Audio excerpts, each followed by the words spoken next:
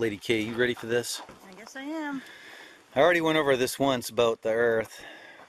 Basically, the Earth is a magnet.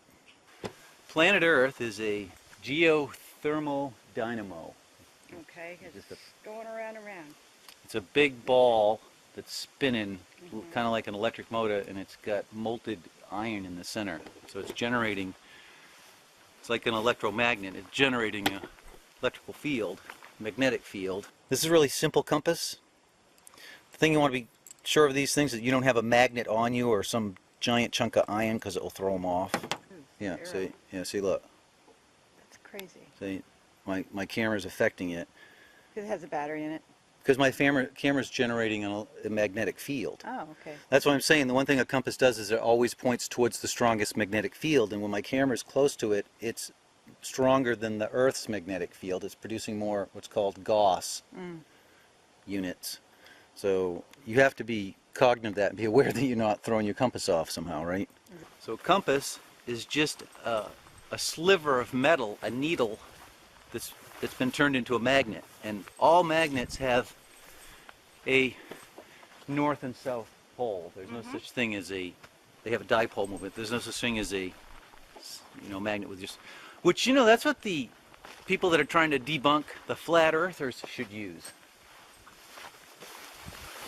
Oh, that's a really good idea. The fact that a compass works tells us that we're not on a flat planet.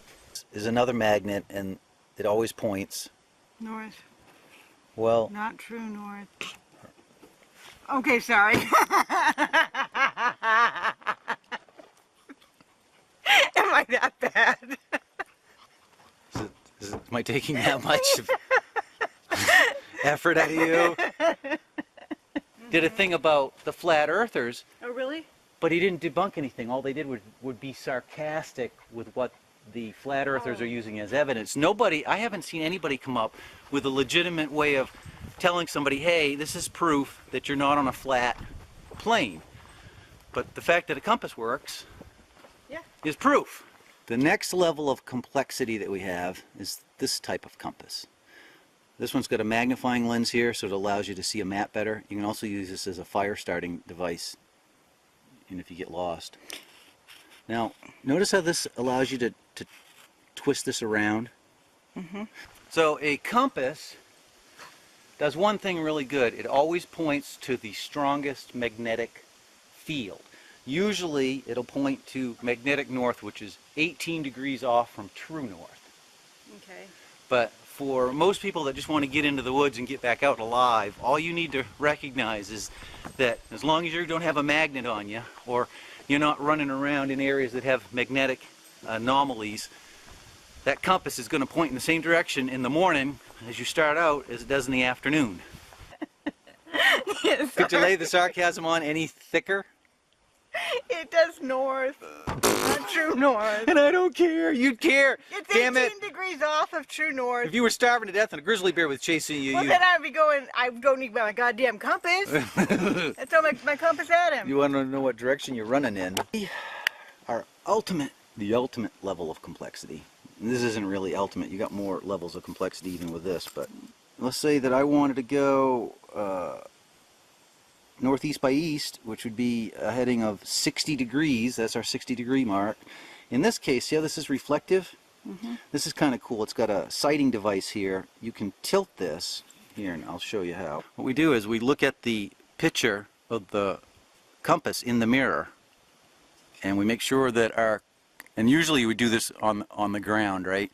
So this is pointing, in this case, we've got this thing pointing magnetic north. This compass also adjusts for the 18 degrees, I think that it is, difference between magnetic north and true north. This would be true north over here. Magnetic north is where the compass is pointing. We want to go to this heading here, which is 60 degrees, which is where our little line is. We tilt this down, we make sure that the compass is pointing north, and then we sight down this little thing here. We look down range, and we find a tree or a rock or something that we can see off in the distance, and we head for it. And then when we get there, we shoot another azimuth. We take another reading, we shoot another heading. Does it make sense?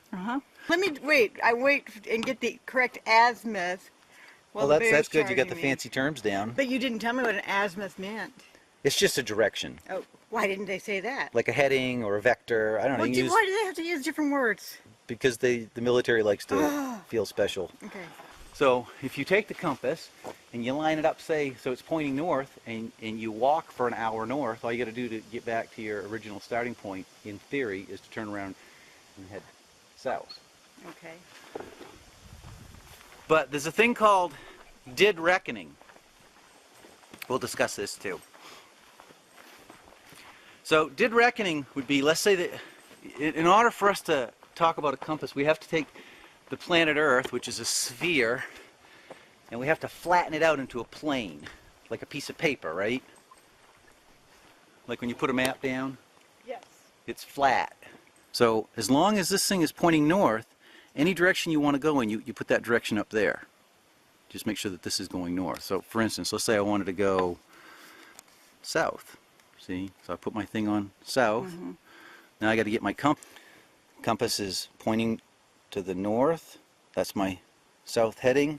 I would do the same thing. See, I got my thing right on south. So these are really handy because you can spin them around. And once you spin it around, you take it back out, it remembers the heading for you. You know you're going in this direction. And it allows you, of course, to do that sighting. The other thing that's nice is this gives you a emergency signaling mirror. See? This is the most simple. This is a cheap one, Right. and then you have to tap it because it doesn't really work. Well, the idea is you want to make sure to keep it level and make sure that it's spinning and you get it. But this will get you out of the woods. Okay. And while you're starving, I'll also tell you the temperature. Or if it's never mind. So in this example here, we want to head at a right angle from our road. In other words, the road goes almost north and south, and we want to go into the forest in this direction. And we want to make sure that we can get back out again at the end of the day. Right. Now we've made sure that our road is long enough in both directions that if we overshoot it either way, we're still going to hit this road. Right. So what we do is, we're going to go kind of in a westerly direction, 260 degrees, right? So what we do is we take the compass, and we get the mirror so we can see here and make sure that we're maintaining our north-south. And we bring this thing up, and we use that top thing as a sight, and we just look downrange. See? And we sight a tree or something up in that sight. And then we head to we pick that tree, and it's up in there, whatever, a couple hundred feet, and we walk to it. Yep. And then maybe you take another heading and you do that. Now, at the end of the day, and you want to get back out of the woods, take this and show me what you would do to get back. Well, you would do the exact opposite. You go east. So you would change it up like that to get back. Okay, and then take a... Right. Well, I would have to turn around. Right, we'll turn around. Okay. That's what I'm saying. I mean, I don't know exactly.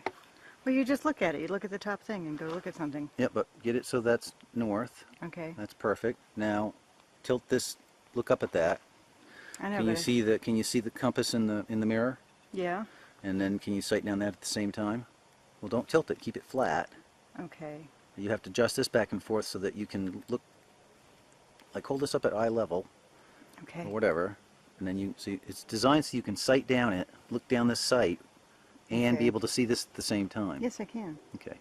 So now you know that you're accurate. Right. Now you take a heading off something downrange. Got it. Okay.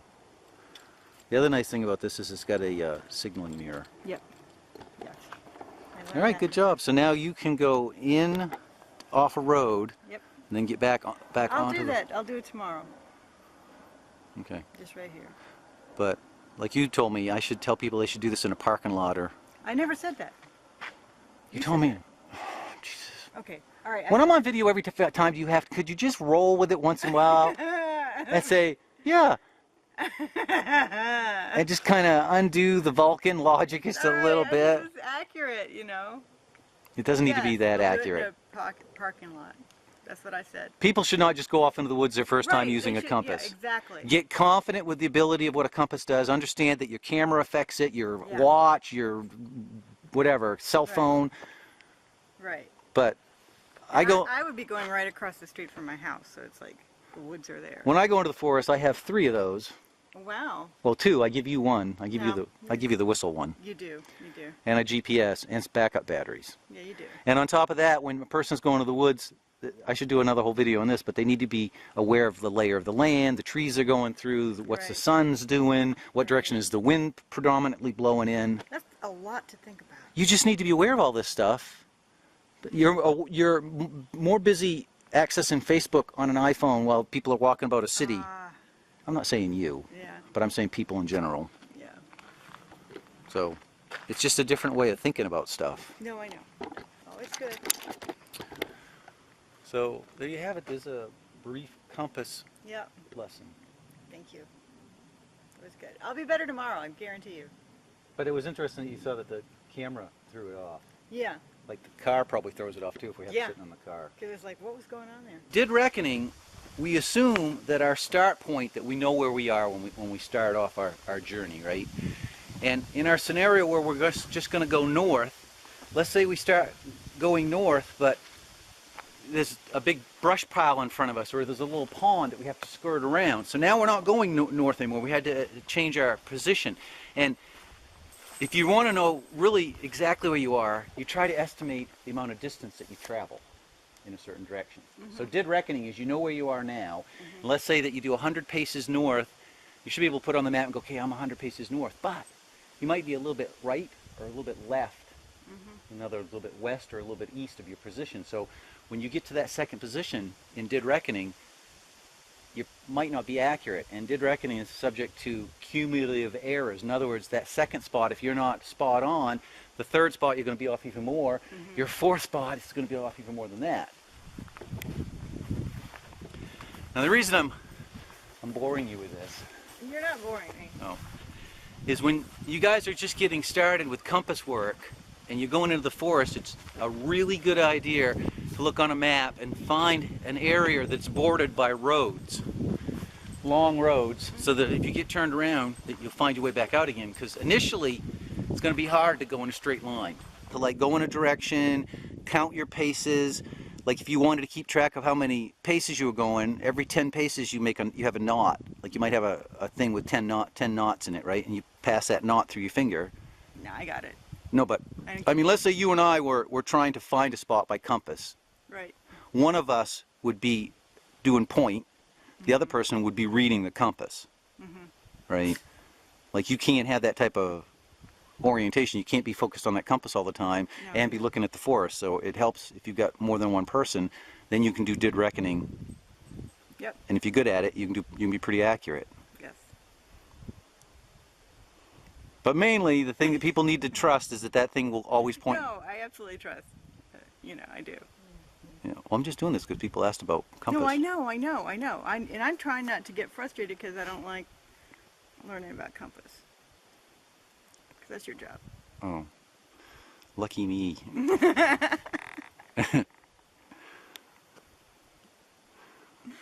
Anyway. But like you said, best thing for people to do is to practice this in a parking lot, right? No, yeah. In a park, somewheres where you can't get lost, to get confident with your ability to understand what that compass is doing. And also take your time to figure out what. That looks kind of confusing, but it's very simple. You just always make sure that the north part of that compass needle is fixed north, and then you can orientate yourself in any direction you want to go. And if you want to really be accurate, you have to realize that true north is about 18 degrees off from magnetic north. But but for going in a straight line, that's really not necessary to know that. Thank you. In fact, as most people are probably only going to go a mile or two in the woods, so as long as the road area that they leave is a couple miles in length, the chances of them not hitting it are really slim. Okay.